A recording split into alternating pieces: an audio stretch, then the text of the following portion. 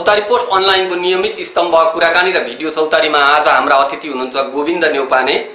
नेपालको वामपन्थी आन्दोलन र नेपालको कम्युनिस्ट आन्दोलनलाई नजिकबाट अध्ययन गरिरहनुभएका न्यौपानेसँग आज हामी विशेष गरेर समसामयिक राजनीतिक विषय र लामो समयदेखि उहाँ समाज विकासको विशेष गरी ग्रामीण क्षेत्रको विकासका सम्बन्धमा समेत अध्ययन गरिराख्नु भएको हुनाले उहाँसँग आज हामी यिनै र यस्तै विषयमा समेत कुराकानी गर्न गइरहेका छौँ। सर्वप्रथम गोविन्द सर, कार्यक्रममा यहाँलाई स्वागत छ। हजुर, धन्यवाद। हाम्रो विषयको प्रसङ्गको सुरुवात गरौँ।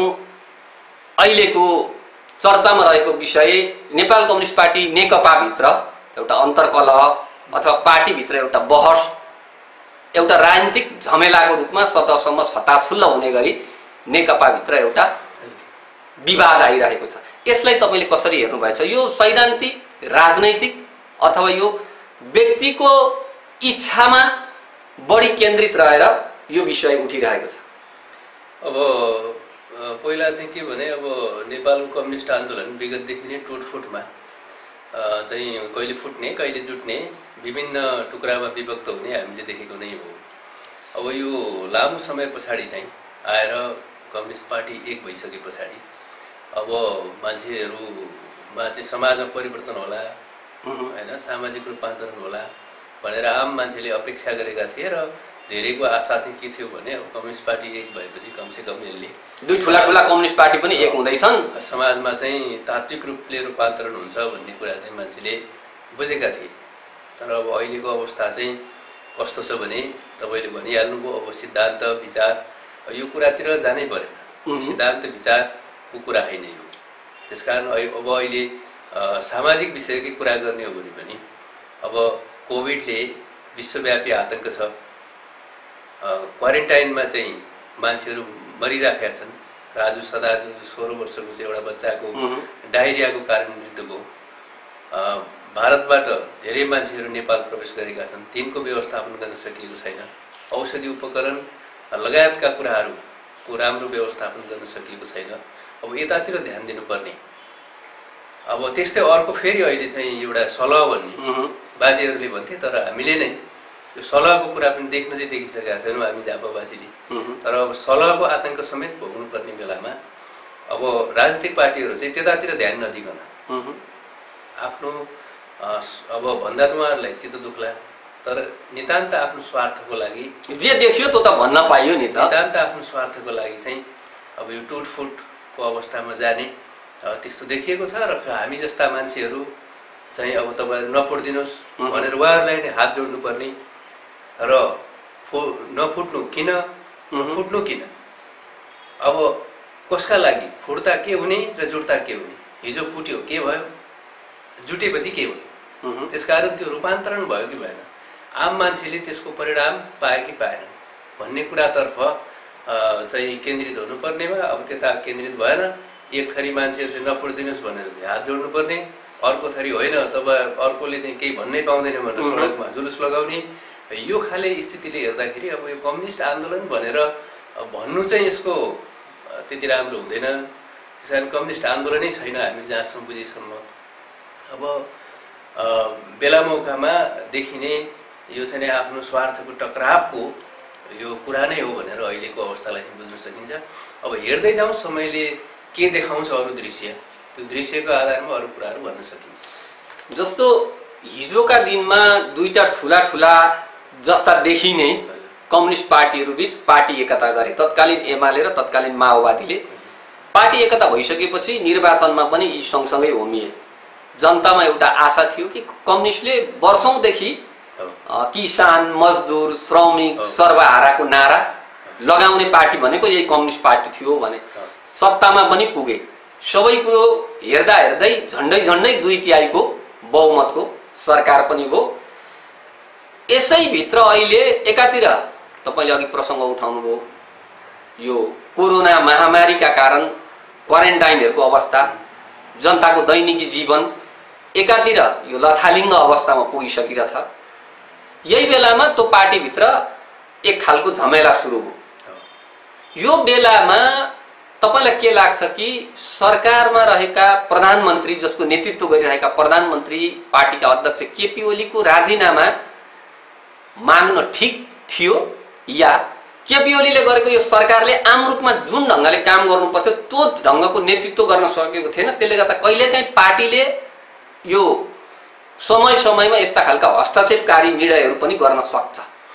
यो अत्यन्त जटिल प्रश्न हो। यो अब म चाहिँ एउटा समाजशास्त्रको विद्यार्थी भएकोले अब यसलाई मेरो आफ्नो पाराले जवाफ दिन्छु। त्यही त तपाईलाई के लाग्छ? किनभने उनीहरूको तर्क के छ भने यो नेतृत्वले सही ढङ्गले सरकार सञ्चालन गर्न सकेको छैन, त्यसले गर्दा पार्टी चाहिँ सरकारभन्दा ठुलो, त्यसले गर्दा पार्टीले जतिखेर जसलाई जे भनौँ त्यो त मान्नु पर्यो नि भन्छन् क्या। यसो अब यसलाई अब प्रधानमन्त्रीले राजीनामा दिनुपर्छ पर्दैन, त्यो चाहिँ नितान्त प्रधानमन्त्रीको कुरा भयो होइन। अब अघि नै मैले भने हरेक कुरा परिणामबाट हेरौँ। अहिले पनि तपाईँले दैनिक जसो सामाजिक सञ्जालमा हेर्नुभयो भने बिरामी भएको मान्छे उपचारको लागि अपिल गरिरहेको त्यहाँ पाउनुहुन्छ। बाटोमा पनि सानो सिटी सफारी अटो रिक्सामा गीत बजाउँदै 100-200 रुपियाँ चाहिँ त्यो लिँदै गरेको चाहिँ आफ्नो रोगको उपचार गर्न हिँडिरहेका नागरिकको हालत त्यो छ। अब तपाईँको शिक्षाको हेर्नुभयो भने सबै सामुदायिक विद्यालयहरूको अवस्था तपाईँले देखिहाल्नु, लथालिङ्गै छ नि। अस्पतालको अवस्था देखिहाल्नु होइन। कृषकहरूको अवस्था, कृषकहरू त कहिले पनि केन्द्रमा पर्दैन। जो चाहिँ यो देशको सबैभन्दा सम्मानित एउटा श्रमजीवी पक्ष हो त्यो त सधैँ ओजेलमै छ। त्यसकारण त्यस्ता मान्छेहरू केन्द्रमा परेनन्। केन्द्रमा को पर्यो भन्दा उहाँहरू नै, उहाँहरूकै वरिपरिका मान्छे चाहिँ केन्द्रमा पर्दाखेरि उहाँको काम राम्रो छ कि छैन, उहाँले बस्ने हो कि होइन त्यो कुरा चाहिँ उहाँले निर्णय गर्नुहुन्छ। अब यो अहिलेको हाम्रो सिस्टम भने चाहिँ वेस्ट मिनिस्टेरियल सिस्टम हो। यो चाहिँ एकदम नैतिकताको आधारमा, मूल्य मान्यताको आधारमा चल्ने सिस्टम हो। जस्तो यहाँलाई सम्झना होला, यो कोभिडकै यो अवधिमा क्यानाडाको राष्ट्रपतिले बर्र आँसु झारेको त्यो फोटो देखियो। त्यस्तै चाहिँ अहिले भर्खरै यो कुन देशको एकजना स्वास्थ्य मन्त्रीले राजीनामा दिए होइन। अब त्यो उच्च नैतिकताको आधारमा चल्ने प्रणाली हो। अब त्यसो हुँदाखेरि अब राजीनामा दिनुपर्छ पर्दैन, अब दिनेलाई नै बढी थाहा हुनु पर्ने मैले के कति गरेको छु त्यो चाहिँ उहाँलाई नै छोडिदिउँ होइन। र फेरि अर्को के छ भने यी सबै विकृतिका पछाडि राजीनामा माग्नेहरूको पनि संलग्नता छैन भनेर भन्न त सकिँदैन, किनभने हरेक कुरामा उहाँहरू पनि हुनुहुन्छ। हिजोका दिनमा नेतृत्वमा पनि पुगेकै हो। हिजो नै छोडिदिउँ, अहिलेकै पनि त केपी ओली प्रधानमन्त्री भइरहँदा उहाँहरूकै संलग्नता पनि त होला, उहाँहरूले पनि जिम्मा लिनु पर्ला। त्यसकारण यो के हो, कसरी हुन्छ, खास गरी परिणाम चाहिँ आम जनतामा आउनु पर्यो। परिणाम आम जनतामा आएन भने त्यो चाहिँ फेरि त्यो उहाँहरूकै लागि प्रत्युत्पादक हुन्छ। किनभने 5 वर्ष पछाडि त फेरि नागरिक चाहिँ न्यायाधीश हुने दिन आउँछ। त्यो बेला चाहिँ कठिन परिस्थिति उत्पन्न हुँदैन भन्न सकिँदैन। यो नेकपाभित्र देखिएको नि, यो सरकारमा रहेको नेकपाभित्र देखिएको यो समस्या भनेको चाहिँ एक थरी विश्लेषकहरू के भन्ने गर्छन् भने जब एउटा कम्युनिस्ट पार्टीमा विचार, सिद्धान्त, मूल्य, मान्यता र ती मर्महरू चाहिँ स्खलित हुँदै जान्छन् त्यो बेला देखिने परिणाम नै यस्तै हो। त्यसले गुट उपगुटहरू जन्माउँछ, त्यसले स्वार्थ जन्माउँछ, त्यसले आम वर्ग पक्षधर्ता भन्दा पनि बढी व्यक्तिको चाहिँ कसरी लाभ गर्ने, त्यसले लाभ हानिमा हिसाब गर्ने भन्ने नेकपाभित्र देखिएको पनि नि। यो विचार सिद्धान्तको त कुनै बहस जस्तो नलागिरहेका बेलामा यो कतै व्यक्ति केन्द्रित हुने अथवा व्यक्तिले व्यक्तिलाई नै कुनै एउटा समूहलाई, कुनै गुटलाई हावी बनाउनका लागि गरिएको एक खालको बहस पनि त हुन सक्छ नि है। होइन, मैले अघि नै भने अब अहिले चाहिँ त्यो गर्नु थियो कि अन्य कुराहरू प्राथमिकतामा पर्थे, कोभिडदेखि लिएर अनेक कुरा होइन। जस्तो अहिले चाहिँ केही त्यो विशेषज्ञहरू के भन्दैछन् भने जानकारहरू, अब कोभिडले गर्दा हाम्रो चाहिँ जो बाहिर काम गर्ने युवाहरू हुनुहुन्छ उहाँहरूको 40% युवाहरूको चाहिँ तत्काल रोजगारी गुम्दैछ र उहाँहरू चाहिँ विदेश आउँदै हुनुहुन्छ भन्ने कुरा आइरहेछ होइन। 60 लाखै बाहिर रहेछ भने पनि 40%ले 24 लाख मान्छेको रोजगारी गुम्यो भने त्यो विषयमा चाहिँ गम्भीर चाहिँ छलफल हुनुपर्ने एउटा कुरा होइन। अब नीति सिद्धान्त विचार आदिका कुरा गर्नुभयो तपाईँले। अब कम्युनिस्ट अथवा वामपन्थी भने कमसेकम सामाजिक न्यायको पाटो त महत्त्वपूर्ण होला नि त होइन। र सामाजिक न्यायमा चाहिँ अघि नै हामीले त्यत्रो कुरा गऱ्यौँ, जब कृषक केन्द्रमा छैन, एउटा दिन दुखी जो औषधि उपचार गर्न नपाएर भिक्षा मागेर हिँडिरहेछ, सडकमा जनता रोकै छ नि त अवस्था छ होइन। अनि तपाईँको दैनिक सामाजिक सञ्जालहरूमा मान्छेका चाहिँ बिजोगका दृश्यहरू देखिन्छन्, पीडाका स्वरहरू सुन्नु परेको छ।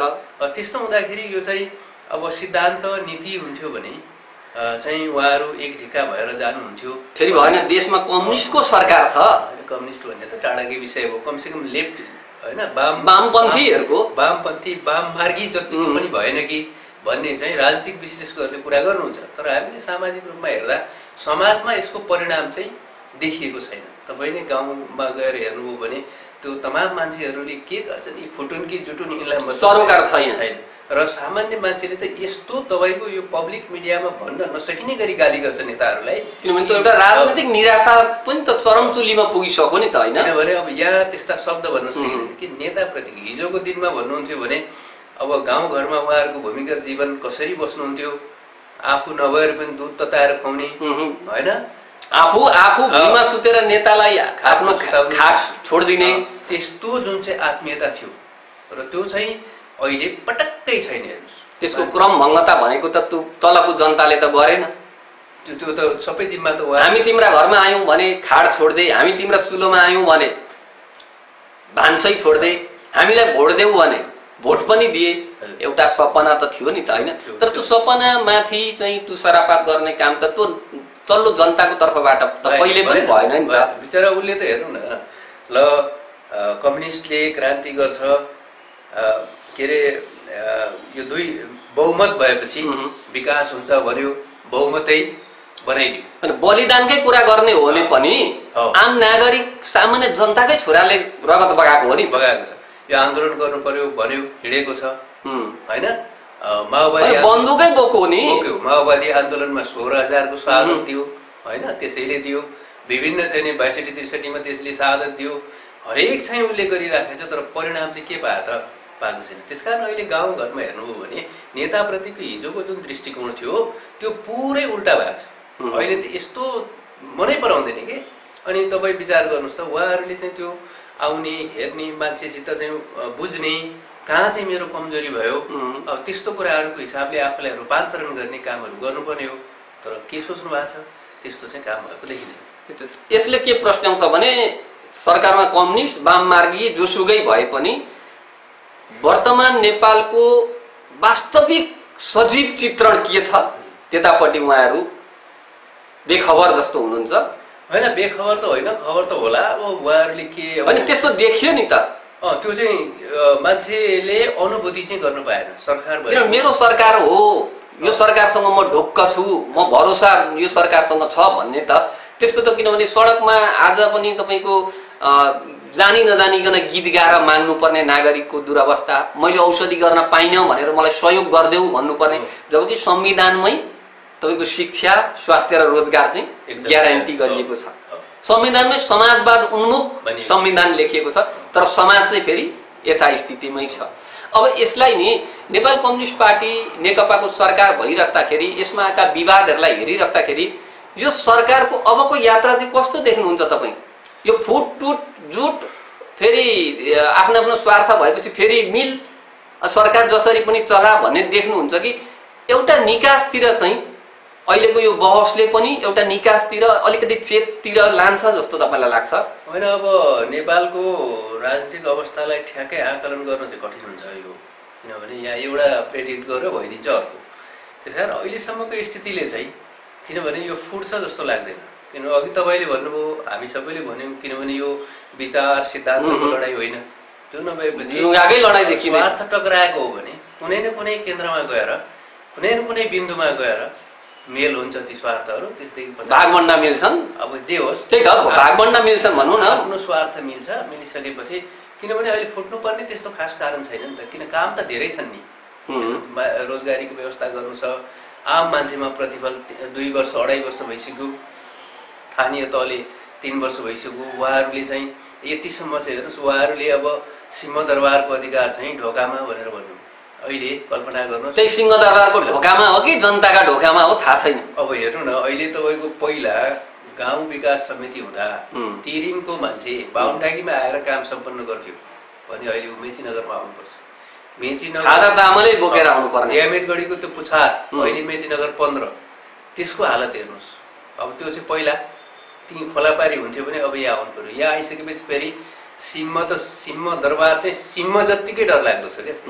हेर्नुहोस्, किनभने नेपाल त यस्तो देश हो भन्छन्, मान्छेहरू कुरा गर्छन् क्या, जहाँ कर तिर्न जाँदा पनि कर्मचारी रिसाउँछ अरे क्या, त्यस्तो देश हो। भनेपछि हाम्रा कर्मचारी, तिनीहरूले दिने सेवा, अनि सामान्य सेवा लिने मान्छेलाई सोध्नुभयो भने ऊ चाहिँ त्यसको अभिव्यक्ति यस्तो भइसक्यो। सरकारी सामान्य सरकारी कार्यालयमा काम गर्न जो मानिस गयो, नागरिक गयो, फर्केर आउँदा इरिटेट भएर आउँछ, त्यसलाई गाली गर्दै सराप्दै आउँछ। अनि त्यो सबैमा सुधार होला भन्ने कुरा चाहिँ अपेक्षा थियो नि त मान्छेको। त्यसकारण त्यो अपेक्षामा कुठाराघात भयो क्या। अब त्यो त जनताको तर्फबाट भएन, उहाँहरूकै तर्फबाट भयो, त्योतिर ध्यान दिएन। त्यसकारण ध्यान दिनु चाहिँ त्यतापट्टि थियो। त्यसको अलावा उहाँले ठुला ठुला भीमका योजनाहरूको कुरा गर्ने होइन, त्योभन्दा पनि जनजीवनमा छुने कुराहरू, किनभने आम मतदाता त तिनै भन्ने होइन, तिनीहरूबाटै उहाँहरूको भाग्य र भविष्य चाहिँ बनिरहेको छ भनौँ न। जति ठुल्ठुला पदहरू पाउनुभयो, जति आफूलाई ठुलो मान्छे सम्झिनुहुन्छ, त्यो गरिदिने त तलको नागरिक। आज उहाँहरू एकदम उपेक्षित अवस्थामा हुनुहुन्छ। गाउँघरमा गएर तपाईँले बुझ्नुभयो भने, कुरा गर्नुभयो भने त्यस्तो सन्तुष्टि छैन। अलिकति सर प्रसङ्ग नि, जस्तो तपाईँ त लामो समयदेखि समाजका विभिन्न पक्षमा रहेर, विभिन्न विधामा रहेर एउटा सामाजिक अभियन्ताको रूपमा काम गर्दै पनि आउनुभएको छ। अहिले नेपाली समाज जो तपाईँ आफूले पनि अनुभव गर्नु भइरहेछ, जुन कार्यक्षेत्रमा तपाईँ पनि निरन्तर हुनुहुन्छ, त्यो समाजलाई हेर्दा चाहिँ यो समाजले चाहिँ के बोलिराखिरहेछ, त्यो समाजको भाव चाहिँ कस्तो देखिराख्नु भइरहेछ? अब समाज चाहिँ यो हाम्रो राजनीतिक अवस्थादेखि निराश छ। किनभने उसले नेपालमा भनौँ न, अब हामीले नै थाहा पाएको यो बहुदल निर्दल भनेपछि 36-37 सालदेखिको कुरा हो। त्यो त हामी प्रत्यक्ष थाहा पाउँछौँ होइन। त्यसदेखि पछाडि तपाईँ 47मा होइन, त्यसदेखि पछाडि माओवादी आन्दोलन भयो 62-63, यी सम्पूर्ण कुरामा नागरिककै योगदान रह्यो होइन। कुनै भन्न त विदेशबाट परिचालित भनिन्छ के भनिन्छ भए पनि यहाँका मान्छे प्रताडित त भए नि। यहाँका नागरिक चुप लागेर त्यहाँबाट केही चिज नयाँ त आएको होइन नि त। सेल्टर दिए होइन, सेनाको चेपुवामा, माओवादीको चेपुवामा परे, ठुलो दुःख झेले, तर आज उनीहरूमा चाहिँ परिणाम आयो। त्यो परिणाम नआएपछि उनीहरू चाहिँ निराशा बोकेर बाँच्न बाध्य छन्। यो अवस्था राम्रो होइन। उहाँहरूले चाहिँ अझै पनि 3-2.5 वर्ष छ, यसको लागि चाहिँ त्यो सोच्नुपर्ने हुन्छ र कमसेकम जनताको आशामा चाहिँ केही न केही रूपमा भए पनि उहाँहरू देखिनुपर्छ क्या जनताको आशा। अब रह्यो नेपाल कृषि प्रधान देश भनिन्छ पनि, तपाईँलाई के लाग्छ कि नेपालमा त्यही किसान मजदुरको सरकार रहेको छ अहिले? योभन्दा अगाडि त कुनै बुर्जुवाको थियो भनेर भनौँला अरे, अब यो बेलामा चाहिँ यो सरकारले साँच्चै सुखी नेपाली र समृद्धिको यात्रा पनि भनिरहेछ। त्यो सुखी नेपाली र समृद्धिको यात्रामा हिँडाउनका लागि, मुलुकलाई एउटा आत्मनिर्भर बनाउनका लागि, त्यहाँ हिँड्नका लागि जुन खालको एउटा मार्ग तयार गर्नु पर्थ्यो, तपाईँको अनुभव, तपाईँले देखेको समाजलाई हेर्दाखेरि किसान र मजदुर यी दुईटैलाई एकै ठाउँमा जोडौँ, किनभने दुईटै श्रमसँग जोडिएको हुनाले यिनीहरूको अवस्था र सरकारका गतिविधिलाई कसरी हेर्नु भइरहेछ? अब स्वयं तपाईँ हामी पनि एउटा कृषकका छोरा हौ नि, किसान हौ नि त। एकदमै हो। म बिहान पनि अहिले आली लगाएर आएको एउटा। त्यसकारण के छ भने अहिले तपाईँले अब राज्यको तर्फबाट कृषिको अवस्था हेर्नुभयो भने हाम्रोमा बिउ पनि पाइँदैन। बिउको लागि पनि हामीले छिमेकी देशहरूसित निर्भर गर्नुपर्छ। यत्र चाहिँ हाम्रा एउटा नार्क भन्ने थियो, नेसनल एग्रिकल्चर रिसर्च सेन्टर, अब त्यो के गरेर बसेको छ? कृषि क्याम्पसहरू के गरेर बसेको छ? मन्त्रालय नै के गरेर बसेको छ भनौँ न। त्यही त, त्यो तत्त क्षेत्रका मान्छेहरूको उदासीनताको कारणले गर्दा बिउ छैन। अब मलको कुरा चाहिँ जुन एउटा ठुलो समस्या छ। अब आजका दिनमा भनिदिनु पर्यो नेताहरूले, मल फ्याक्ट्री बनाउन केले छेक्यो होइन, केले छेक्यो कि हामी त्यति गरिब छौँ एउटा फ्याक्ट्री पनि बनाउन सक्दैनौँ, अथवा चाहिँ कुनै छिमेकी देशसँग हामीले हात पसार्न सक्दैनौँ होइन। मल छैन हेर्नुहोस् है। यो सिँचाइको कुरा त्यस्तै छ। नदी नालाहरू प्रशस्त छन्, सिँचाइ छैन। कुल कृषि क्षेत्रको 40-45% क्षेत्रमा अहिले पनि सिँचाइ पुग्दैन, त्यस्तो अवस्था छ। दुःख सुख उत्पादन गर्यो, उत्पादन गरिसकेपछि त्यसको बजार छैन। अब हालसालै यो गोलबेडा उत्पादन गर्ने कृषकहरूको गोलबेडा चाहिँ खेतमै पुगेर गयो। किसानले उत्पादन गरेका त नेपाली किसानका त उत्पादन त धेरै चाहिँ त्यो आँसुमै उनीहरूको पीडामै बगेर गइरहेको छ नि त। अदुवा अलैँची जस्ता जुन धेरै मूल्य आउने वस्तुहरू, नगदे बालीहरू भए, त्यो चाहिँ तपाईँको बजार नभएर कहिले यही मेची पुलमा चाहिँ हप्तौँसम्म जाम भयो भन्ने सुनिन्छ। बजारको व्यवस्था छैन। त्यसकारण यी समस्याहरूले गर्दाखेरि कृषकहरू आफ्नो खेतबारीहरू बाँझो राख्ने, बरु रुख बिरुवाहरू लगाउने, बरु छोराहरूलाई विदेश पठाइदिने, विदेश पठाउने त्यो समस्या छ। अब विदेशको पनि अलिकति समस्या भइसकेपछि यो एउटा उपयुक्त अवसर हो सरकारको लागि कि अब चाहिँ कृषिमा ध्यान दिने र प्रशस्त चाहिँ कृषिमा अब तपाईँको लगानी गर्ने होइन। तर अब अहिले अचम्मको छ, अहिले कृषिको पनि तपाईँले हेर्नुभयो भने ठुला कृषकहरू मात्रै सरकारको ध्यानमा छन्।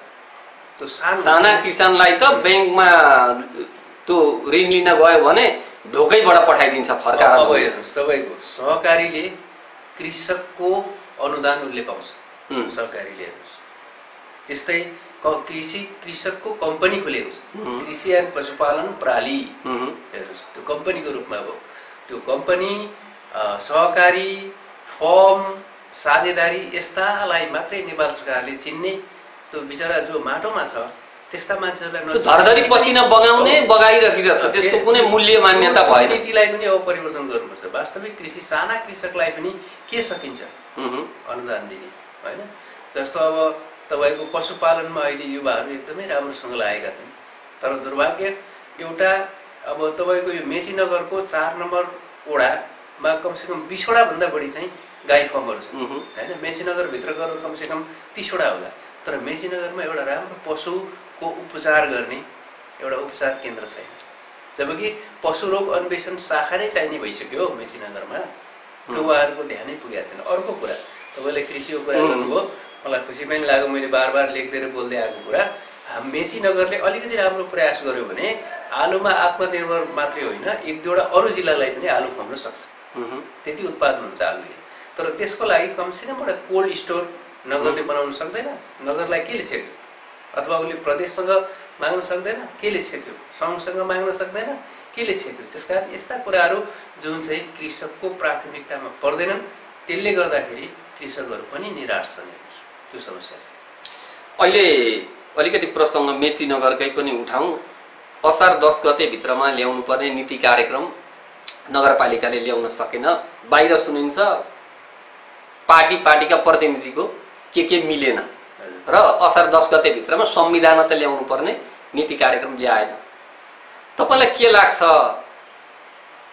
नगरवासीको हितका लागि, नगरवासीको कामकै लागि यिनीहरूको छलफल परामर्श अलि लम्बिएको हो कि यहाँ पनि आफ्नै डम्फुका तालमा नाच्ने भएर यो असार 10 को म्याद गुज्रियो?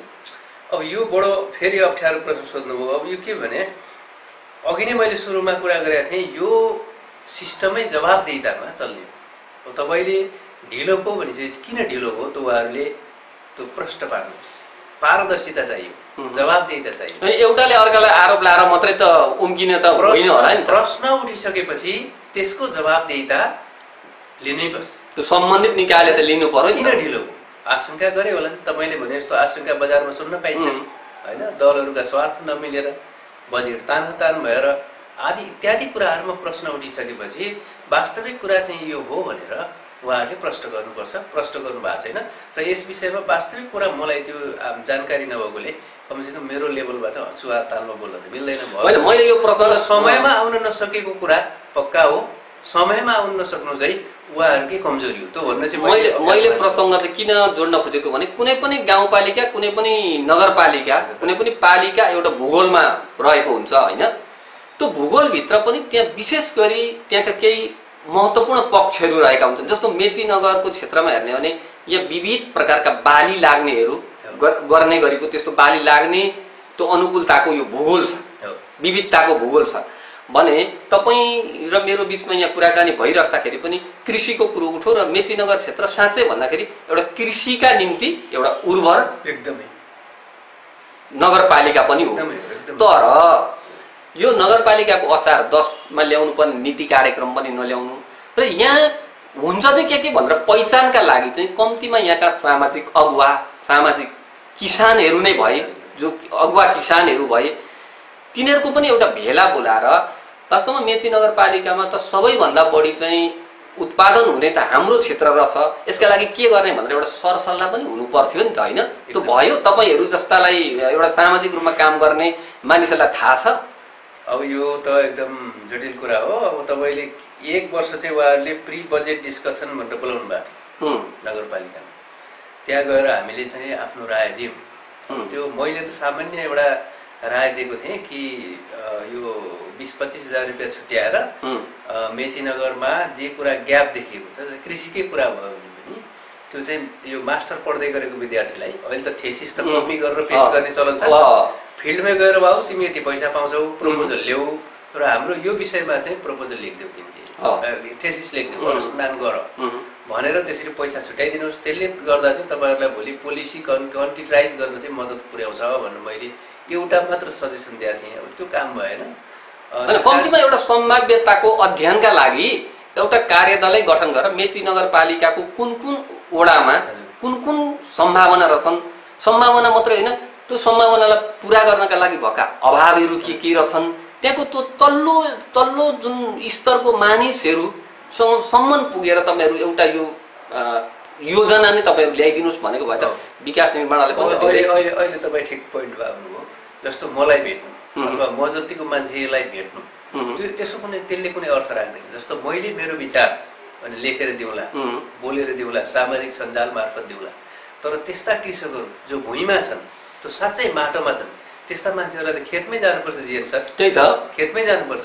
त्यो काम त नितान्त भएन, त्यो हुँदैन पनि, होइन? त्यो लेभलले सोच्यो भने त कृषिमा क्रान्ति हुन्छ नि। किनभने त्यो त उसले सामाजिक सञ्जालमा नि पहुँच हुँदैन उसको, होइन? ऊ त खालि कृषि कर्ममा मात्रै हुन्छ। त्यस्ता मान्छेहरूलाई गएर बुझ्ने सम्भावना के छ, उनीहरूको परम्परागत नलेज के छ, होइन? मान्नु यही सलह भगाउनेमा पनि त्यो बेला सलह आएको बुढाहरू होला नि गाउँमा, कसरी भगाउन सकिन्छ त्यो कुराको बारेमा सोधियो त, जहाँसम्म सोधियो, होइन? किनभने धेरै यस्ता प्रकोपहरू धानेर आएको र त्यसमा काम गरेको उनीहरूको इन्डिजिनियस नलेज छ नि, त्यो नलेजलाई प्रयोग गर्न पनि सकिन्छ। त्यसकारण त्यस्ता मान्छे, ती भुइँ मान्छेहरूसँग त को पुग्ला र? त्यही त होइन, उनीहरूसँग पुगुन्, उनीहरूका समस्यालाई चाहिँ नजिकबाट पहिचान गरौँ भनेर त नगरपालिका मेयर, त्यसपछि वार्ड अध्यक्ष, अनि वार्ड अध्यक्षको मातहतमा पनि अरू वार्ड सदस्यहरू राख्नुको कारण चाहिँ अझ बढी जनतासँग घुलमिल हो है भनेको नि। यसको अर्थ यो होइन कि 5 जना चाहिँ एउटा वार्डको टिम बनाइदिउँ भनेर त होइन होला नि त, होइन? र त्यसले गर्दाखेरि तल्लो स्तरको जनता के गर्दैछ, आरन चलाउँदै गरेको एउटा आरन्य दाइले आरन छोडौँ कि त्यसमा चाहिँ निरन्तर दिइराखिरहेछ, उसका समस्या के हुन्? हातेकल चलाइरहेको एउटा त्यो दाई अथवा भाउजू अथवा त्यो पेसा अगाल्ने मानिसको अवस्था के छ? एउटा गाई पालिरहेकाले 2टा गाई थपो कि त्यो एउटा गाई पनि रोगिएर अथवा त्यसको छोराछोरी बिमारी भएर त्यो गाई बेचेर चाहिँ ऊ अहिले चाहिँ मौन बसिरहेको छ। यी कुराको पहिचान यो जो स्थानीय तह भन्छ, स्थानीय सरकार भन्छ, त्यसमा रहेका जनप्रतिनिधिले गर्नुपर्ने होइन? एकदमै हो, तर भएको छैन। जस्तो उदाहरणको लागि तपाईँले भनेकै कुरामा म आउँछु। जस्तो लकडाउन भयो, हामी कहाँ चाहिँ अधिकांश धेरै मान्छेहरूको दुध चाहिँ भारतबाट आउने ग्वालाहरूले इन्डिया लिएर जान्थे र उनीहरूले दिएको पैसाबाट साप्ताहिक खर्च, छोराछोरीको स्कुलको फी, नुन तेल भुटुन, सबैको तेल भुटुन, सम्पूर्ण कुराहरू चल्थ्यो। जब लकडाउन भयो, पारीबाट ग्वाला आउन छोडेपछि त्यो दुध चाहिँ उसले कोही खाएको छ, कोही बाँडेको छ र त्यसरी चाहिँ, होइन, उसले चाहिँ त्यो आफ्नो उत्पादन चाहिँ खेर फालेको छ भनौँ न। त्यसै तपाईँले आरनको कुरा गर्नु, अब आरनलाई पनि समयअनुसार त मोडिफिकेसन गर्नु पर्ला। अनि मोटर धार लाउने मोटरहरू आएका छन्, त्यो त हाम्रो पहल हो नि त। हाम्रो कमसेकम नगरपालिका स्थानीय तहले आरनमा काम गर्नेहरूलाई उनीहरूको निड के छ? एक एकवटा 2000, 3000, 5000 को त्यो इलेक्ट्रिक मोटर दिन सक्दैन? सक्छ नि त। जसले परम्परागत सिपको संरक्षण हुन्छ, होइन? त्यो हतियार बनाएपछि त्यो हतियारको चाहिँ बनाउँदाखेरि जुन इन्डिया जाने अथवा इन्डियामा हामीले त अहिले त एउटा कर त किन्न पनि अर्काकै मुख ताक्नुपर्छ नि, रेडिमेडै ल्याइरहेका छौँ। पैसा हाम्रै देशमा हुन्छ। त्यसकारण तपाईँ भनेको निश्चित कुरा, तपाईँ म जस्ता मान्छे जो चाहिँ तल्लो तहमा आउँदैछौँ, तर नीति निर्माणमा बस्ने मान्छेहरू नितान्त रूपमा तल्लो तह आउँदैन, उनीहरू आएको छैन। फेरि तपाईँले भन्नुभयो कम्युनिस्ट सरकार आउनुपर्ने त हो, तर नआइदिएपछि के गर्ने? समस्या त्यही भएर कम्युनिस्ट सरकार मात्रै होइन कि यी भोट माग्न जाने पहिला त अहिले त जनप्रतिनिधि भनौँ, पहिलेका उम्मेदवार यी भोट माग्न जाने बेलामा चाहिँ फेरि त्यहाँ गएर एउटा किसान कहाँ पुगेँ भने म पनि किसानै हुँ, मैले पनि यति खेती गरिरहेथेँ। एउटा मजदुर कहाँ पुगेँ भने मैले पनि पहिला 2-4 वर्ष अथवा 2-4 महिना 2-4 दिन त यो सामान लोड अनलोड पनि गरेको थिएँ होइन। एउटा पीडित कहाँ पुगेँ भने म पनि यो पीडितै थिएँ भने यो नौटङ्गी चाहिँ किन गरिराख्नु परेको छ होइन। अब तपाईँको विज्ञापन गर्नेले होइन के गर्दा चाहिँ आफ्नो वस्तु बिक्री हुन्छ त्यो त विज्ञापन त गरिहाल्छ। तपाईँ यहीँका हाम्रा तपाईँ एफएमहरूमा सुन्नुभयो भने त्यो पानी ट्याङ्कीको बजारमा फलानु चाहिँ औषधालयमा यहाँ त रोग निको नहुने त केही पनि हुँदैन, कुनै रोग निको नहुने हुन्छ त हुँदैन। त्यस्तै विज्ञापन नेपालको राजनीति अथवा नेताहरूको कुरा चाहिँ करिब करिब विज्ञापन जस्तो भएको छ, आफ्नो सामान बेच्नको लागि गरिने विज्ञापन। किनभने उहाँहरूलाई त्यहाँबाट उठेर आउनु छ, जित्नु छ। अब यसो भन्दा उहाँहरूलाई रिस उठ्ला, तर उहाँहरू सत्य कुरा भन्नलाई रिथिङ्क गर्नुहोस् होइन। अब हामीले देख्दा उहाँहरूले हिँडेको बाटोमा प्रब्लम छ, समस्या छ। मैले त एक ठाउँमा त के लेखेको थिएँ भने तपाईँहरूले पुराका पुरा बाटो बिराउनु भएको छ, तपाईँहरू सही बाटोमा आउनुहोस् भनेर पनि लेखेको थिएँ।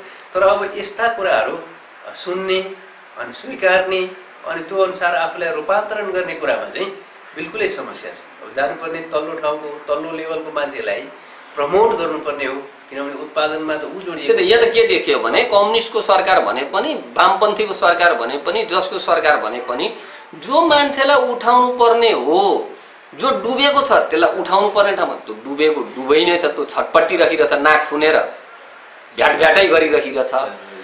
जसलाई उठाउन आवश्यकै छैन फेरि पनि ऊ आफ्नो छेउछाउको परिदियो भने आफूलाई जुनसुकै बेलामा पनि अन्धो समर्थन भनौँ न, अन्धभक्तको रूपमा समर्थन गरिदियो भने त्यो उठाउनु पर्ने हो कि होइन कि अथवा कतिखेर उठाउनु पर्ने हो त्यसको कुनै वास्ता फिक्री नगरी उसलाई क्रेनले ताने जस्तो तानिन्छ। त्यस्तो देखियो। यो समग्रताले नि नेपाली समाजको विकास, नेपालको आर्थिक उन्नति, नेपाल जुन समृद्धि र सुखी नेपालीको बाटोमा भन्ने यो यात्रा पार गर्न सक्छ, हिँड्न सक्छ त? दिल्लगी जस्तो भयो नि त। होइन, तपाईँको चाहिँ प्रश्न भ्यालिड छ। अब यही अवस्थामा सम्भव देखिँदैन, किनभने पहिलो एउटा चाहिँ मुलुक समृद्धिमा जान चाहिँ औद्योगिकरण हुनु पर्यो, आत्मनिर्भर बन्नु पर्यो होला, औद्योगिकरण हुनु पर्यो होइन। उद्योग धन्दाहरू अब हिजोकै उद्योग धन्दाहरू सबै सकिएको देखिएको छ होइन। विदेशीहरूले दिएका चाहिँ ट्रली बस लगायत सारा उद्योगहरू बीसौं कारखाना त ध्वस्तै भएका छन् नि। त्यसदेखि पछाडि तपाईँको त्यसले चाहिँ उद्योग धन्दाले के दिन्छ भने रोजगारी दिन्छ होइन।